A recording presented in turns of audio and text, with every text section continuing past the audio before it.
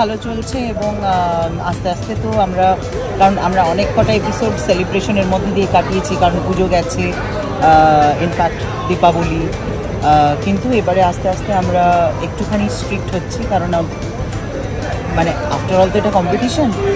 কিন্তু আমাদের বিশ্বাস যে যারা এবছর আছে তাদের মধ্যে কয়েকজন খুবই ভালো, মানে আমরা খুব আশাবাদী তাদেরকে নিয়ে। তবে এক দিন তো হতেই পারে যে একটুখানি নতুন তো তারা মাঝে মাঝে ঘাবড়ে যায়, কিন্তু খুব ভালো, আমরা খুব হ্যাপি। এবং এরকমও হচ্ছে না যে মানে আমাদের 9 জন জাজের মধ্যে খুব বেশি পার্থক্য হচ্ছে জাজমেন্টের, মোটামুটি আমরা এক পিছেই আছি সবাই, আর খুব আশাবাদী কয়েকজনকে নিয়ে। দেখা যাক আগে কী হয়। আমরা তো চাইছি যতটা ইন্সপায়ার করা যায় ওদেরকে, এবং ইনফ্যাক্ট আমাদের এখানে যারা স্পেশাল গেস্টরাও আসছেন তারাও যথেষ্ট ওদেরকে ইন্সপায়ার করছে। তো পার্টিসিপেন্টদের তো একটা প্রেশার থাকে, সাথে সাথে এই চেয়ারটায় বসলে মনে হয় প্রেশারটা আরও বেড়ে যায়, সেক্ষেত্রে প্রেশারটা কতটা বেশি? দেখো, হয় না এক একটা এপিসোডে হয়তো সবাই খুব ভালো গিয়ে দিচ্ছে, তখন আমরা একটু প্রেশারে পড়ে যাই যে মানে কাকে কতটা ভালো বলবো আর কার কোন মানে একটুখানি কমটা ধরবো, সেরকমও পারফরমেন্স হচ্ছে। আমরা নিজেরাই একটু ঘাবড়ে যাচ্ছি যে কী করবো। তবে অ্যাজ এ জাজ বা অ্যাজ এ কী বলবো সিনিয়র, আমি ডেফিনেটলি চাইবো যে সবাই ভালো করুক, কিন্তু কম্পিটিশনের তো একটা নিয়ম আছে, সেই নিয়মে আমাদের চলতে হবে। তো সবাই ভালো গাইলেও তার মধ্যে থেকে আমাদেরকে বেস্টটাকেই বেছে নিতে হবে।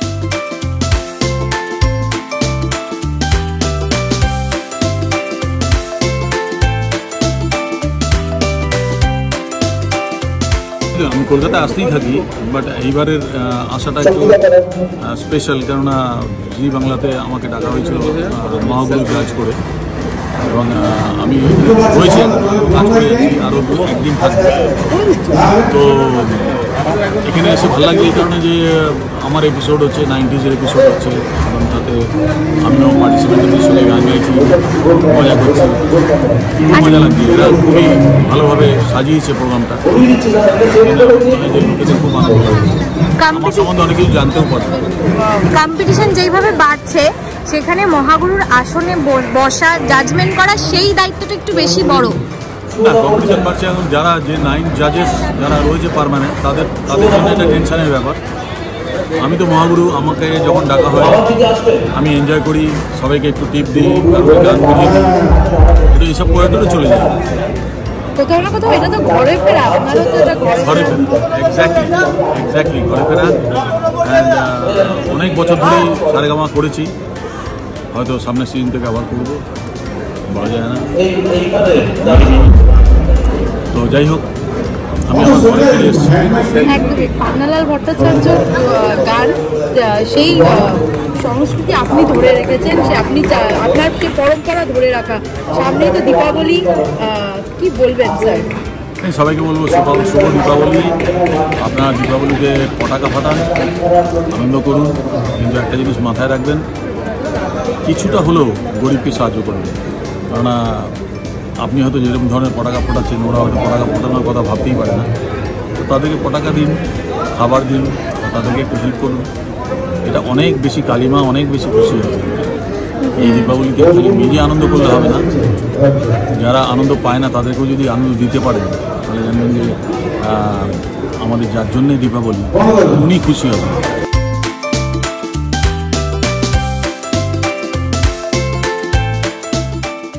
আমার টেনশন বাড়ে না, আমি টেনশন এত পেয়েছি জীবনে যে আমার খুব একটা টেনশন বাড়ে না। আর যারা পারফর্ম করছেন তারা প্রত্যেকেই ভীষণ ভালো, প্রত্যেকেই তাদের একটা নিজেদের প্ল্যাটফর্ম তৈরি করে নেবেন আমার মনে হয়। আর সারেগামাপা এমনই একটা বেঞ্চমার্ক তৈরি হয়েছে যে কেউ যদি চ্যাম্পিয়ন নাও হয়, কেউ যদি 3rd বা 4th বা 5th বা 6th পজিশনেও থাকে, তার একটা কেরিয়ার তৈরি হয়ে যায়, সেটা খুব বড় একটা পাওয়া আজকের দিনের। সেই জন্যে যারা ভালো এটা এমন একটা মঞ্চ, এখানে সেলিব্রেট মিউজিক, সুতরাং কে জিতলো হারলো আর কে হারলো জিতলো এটা না খুব একটা বড় ব্যাপার আমার কাছে নয়। I am just listening to song, I am just listening the band, আমি যে এনজয় করছি পুরো অ্যাটমসফিয়ার, এবং এই অ্যাটমসফিয়ারকে এনজয় করাটাই আমার কাছে। আমার ওদের জন্য স্ট্রেস হয়, বিকজ আমি জানি ওরা কি স্ট্রেসে গায়। একটা সঙ্গীত তো অ্যাজ আ শিল্প is not suppose two be done under stress, but competition তো অবশ্যই একটা স্ট্রেস তৈরি করে। সেক্ষেত্রে আমার ওদের জন্য মাঝে মাঝে ভয় লাগে, যে কারণ এদের সবার পোটেনশিয়াল ইজ ভেরি হাই। অনেক সময় not everybody performs very well under stress. কিছু লোক আছে, যেমন আমি ভীষণ স্ট্রেসে থাকলে ভালো পড়াশোনা করতাম, মানে বেশ মুখস্থ টুখস্থ হয়ে যেত, যেটা লোকে বলে না কান ধরে মানে বাইরে দাঁড়িয়ে থাকলে, মানে ক্লাসরুমের বাইরে কান ধরে দাঁড় করে দিলে চট করে পড়া মুখস্থ হয়ে যায়। কিন্তু সঙ্গীতের ক্ষেত্রে যে সবসময় সেটা হবে তা নয়। তো সেই জন্য যারা খুব আন্ডার স্ট্রেস একটু মানে ভয় পেয়ে গিয়ে পারফরমেন্সটা নড়বড় হয়ে যায়, আমার তাদের জন্য একটু টেনশন হয়। কারণ আমরা সবাই তো এখানে মানে সঙ্গীতের ছাত্রছাত্রী, আমরা সবাই চাই যে সবার পারফরমেন্সটা সবসময় যেন ভালোর থেকে আরও ভালো হয়। তো সেটাই আমাদের একটা স্ট্রেস থাকে।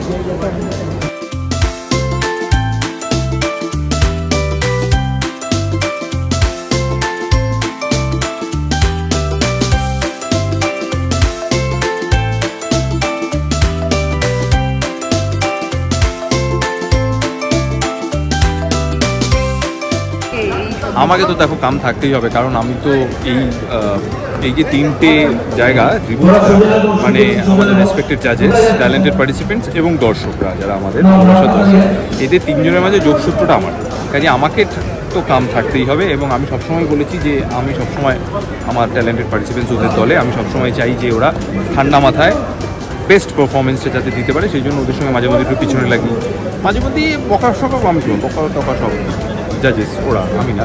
কিন্তু ওদের যদি উৎসাহ দিতে পারি বা ওদের যেটা বললে ওদের মনে হবে সেই মুহূর্তে ভালো লাগছে, আমার যেটুকু অভিজ্ঞতা এতদিন কাজ করার আর প্রফেশনাল ফিল্ডে, সেইটা ওদের সঙ্গে শেয়ার করার চেষ্টা করি। বাট আমি বলবো যে আমার কাছে এটা দারুণ সুযোগ, এই যেরকম আজ আমরা সানুদাকে আজকে এই 3 দিন সানুদা আমাদের সঙ্গে থাকছে, সানুদার গান শুনছি, গল্প শুনছি, ওরা এত ভালো গাইছে। এই যে সাজেশনসগুলো ওরা দেন সেটা হয়তো আমার সরাসরিভাবে কাজে লাগে না, কিন্তু একজন শিল্পী হিসেবে সেটা আমাকে আমার মনে হয়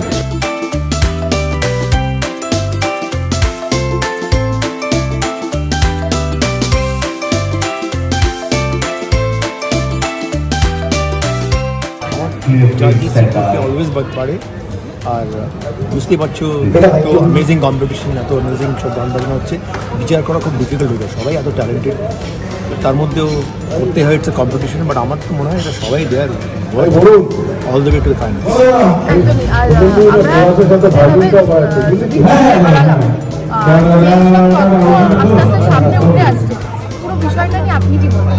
আমি বলতে চাই we have lost one of the great artists. All I can say is may his soul rest in peace. Thank you. বিচারকের তো একটা দায়িত্ব আছে ডেফিনেটলি, সেখানে ঠিকঠাক যাতে বিচারে আমরা সবাই মিলে আলোচনা করি, যা করছি আর সব থেকে বড় কথা হচ্ছে ওরা এত ভালো গাইছে সবাই, তাই সেটাকেও আমরা দেখবো। সবাই জায়গায় বসবে, একটা কথা বলি যে পার্টিসিপেন্টরা সবাই প্লিজ জায়গায় বসো। মেঘা টিম সবাই একটু নামো তাড়াতাড়ি, থাকবে এগুলো সব যা আছে থাকবে, নামো যা আছে ভাই নাম না, সবাই নামো। ডেস্টিনি হতে পারে, আমরা বলি লাক্স খুব হয়তো অন্য কোনো ভালো গায়নি, সেদিন এত ভালো গিয়েছে যে বেরিয়ে গেছে, বা যে মেয়েটা থ্রু আউট ভালো গিয়ে এলো, বা যে ছেলে ওই দিন সবাই দাঁড়িয়ে সেইটা যেমন একটা। আবার আরেকটা হচ্ছে যে আমাদেরও বিচার করার সময় সেই জিনিসটাকে মাথায় রেখে করতে হবে, সেই আমাদেরও ওদের সাথে বুঝে চলতে হবে। কিন্তু আমাদের আবার বিচারকের আসনে বসে সেই দিকে হাত পা মাথা, ওই মুহূর্তে যার যে বেস্ট পারফর্ম করবে তাকে আমাদের যেতেই হবে কিছু করার। যদি কারো টেনশন হয় তার আমার মনে হয় যে তার এই চেয়ারে বসবার যোগ্যতা নেই। আর সাথে সাথেই যেরকম পারফরমেন্স আমরা দেখছি, লেভেল বাড়ছে, সেইভাবে প্রতিযোগীদের সাথে এতদিন থাকতে থাকতে একটা ফ্যামিলি বন্ডিং তৈরি হয়ে যায়, সেটা কতটা কি গাঢ় হলো? ফ্যামিলি বন্ডিং আমার গোটা পৃথিবীর সঙ্গে রয়েছে। যেহেতু আমি কবিতা লিখি, যেহেতু আমি সাহিত্য নিয়ে থাকি, সঙ্গীত করি, যারা শিল্প জগতে সম্পৃক্ত তাদের এটা হওয়ারই কথা। আকাশ আমায় শিক্ষা দিল উদার হতে ভাইরে। আকাশ থেকে, বাতাস থেকে, সমুদ্র থেকে, পাহাড় থেকে, জঙ্গল থেকে আমি এই আত্মীয়তার এই যে রেণু, পরাগ রেণু, এটা তো বহন করে চলেছি। এটা আমার ছড়িয়ে দেওয়ার পালা। সবার উপরে এই ভালোবাসা বর্ষিত হবে, এটাই শিল্পের ধর্ম।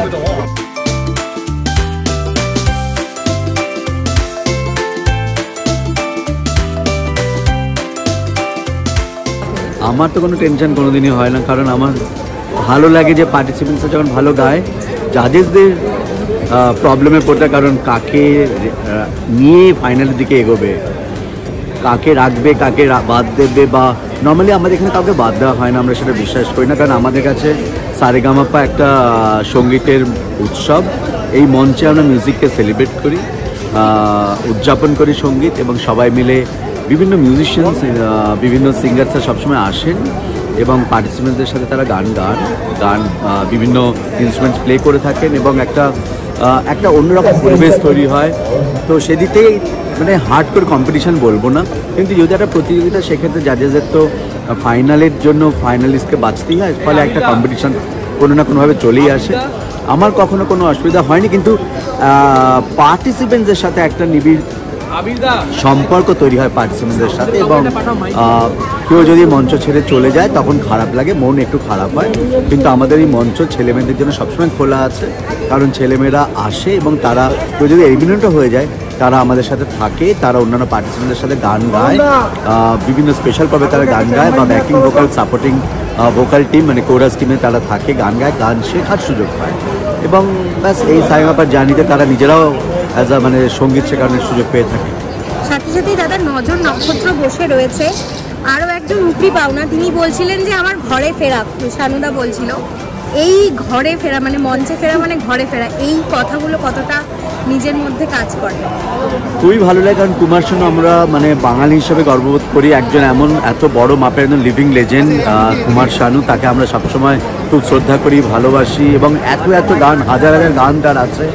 এবং বাঙালি হিসাবে ভারতবর্ষ এবং পৃথিবীতে উনি যে সঙ্গীতকে যে জায়গায় বাংলাকে রিপ্রেজেন্ট করেছেন, সেই জায়গাতে আমরা বাঙালি হিসেবে গর্ববোধ করি ওনার জন্য। এবং শানুদা, কুমার শানু সারেগামাপা বহু বছর ধরে উনি জাজ হিসাবে, বিচারক হিসেবে ছিলেন।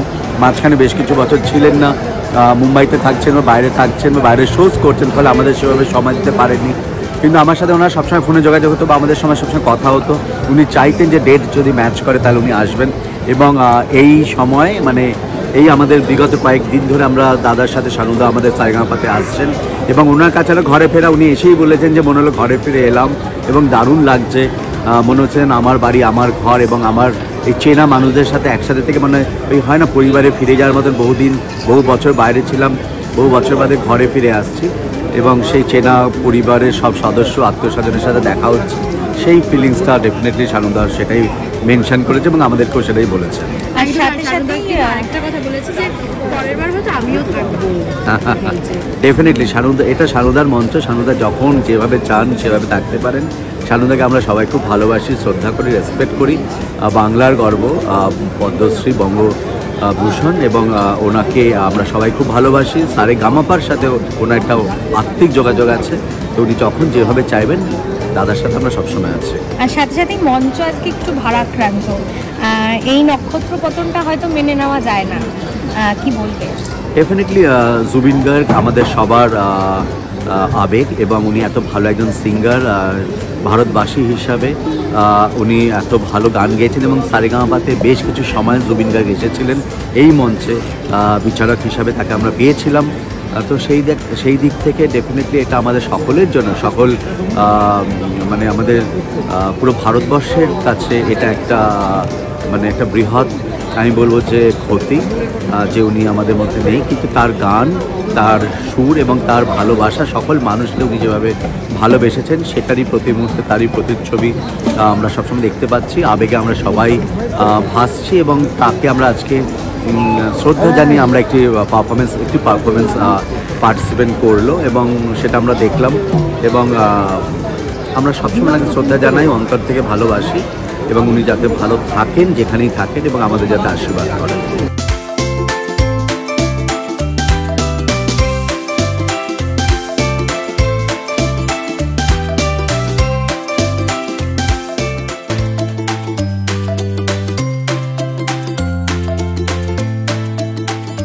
আমাদের টেনশন থেকে আমার মনে হয় আমাদের দায়িত্ব আছে। তো প্রথমত একটা গান বাজনা মঞ্চে এসে যেখানে বাচ্চারা গান বাজনা করছে সেখানে আমাদের দায়িত্ব হচ্ছে তাদেরকে প্রথমত এনকারেজ করা, আর দ্বিতীয়ত আরও কী করলে আরও তারা ভালো গাইতে পারবে সেটা বুঝিয়ে দেওয়া। এবার এটা না একটা ওয়ান সলিউশন ফিটস অল টাইপের হয় না, এটা প্রত্যেকটা কন্টেস্টেন্টের আলাদা আলাদা রাস্তা। তার কারুর একটা স্ট্রং পয়েন্ট, কারুর অন্য কারুর পারফরমেন্সটা খুব স্ট্রং। কোনো চেঞ্জ নেই, যারা যেখানে ছিল সেখানে দাঁড়াও, ছবি পরে তুলবে, যে যেখানে ছিল দাঁড়াও। এক ধরনের রিকোয়ারমেন্ট তাকে তার হ্যাঁ এগুলো নাও। এগিয়ে যাওয়ার জন্য আর চিন্টুদা আসবে, চিন্টুদা আমাদের দায়িত্ব। সেইখান থেকে একটা রেসপন্স খুবই টেনশন হয়, কারণ ছেলেমেয়েরা যখন পারফর্ম করে আমার মনে হয় আমি করছি, মানে ওরা পারলে যতটা আনন্দ হয় আর না পারলে মনে হয় আমি পারলাম না। সো খুবই টেনশন হয়, কিন্তু একটা ভালো দিক হচ্ছে ছেলেমেয়েরা অ্যাকচুয়ালি ভালো গাইছে, ওরা খুব ট্যালেন্টেড, এবার ট্যালেন্ট পেয়েছি, খুব স্মার্ট, আর তার সাথে তারা অসাধারণ। আমাদের এই সারেগামাপার মিউজিক অ্যারেঞ্জমেন্টসটা অত বড় করে আমরা করি, এটাকে দারুণ ক্যারি করছে। পান্নালাল ভট্টাচার্যের নাম সবার আগে মাথায় আসে অবভিয়াসলি, মানে ওনার গাওয়া শ্যামা সঙ্গীত ছাড়া তো কালী পুজো, শ্যামা পুজো মানে একেবারেই ইনকমপ্লিট। যতক্ষণ না পর্যন্ত আমার মায়ের পায়ে জবা হয়ে আর যতক্ষণ না পর্যন্ত আমার চেতনা চৈতন্য করে বাজবে কালী পুজোর প্যান্ডেলে, ততক্ষণ তো কালী পুজো শুরুই হলো না।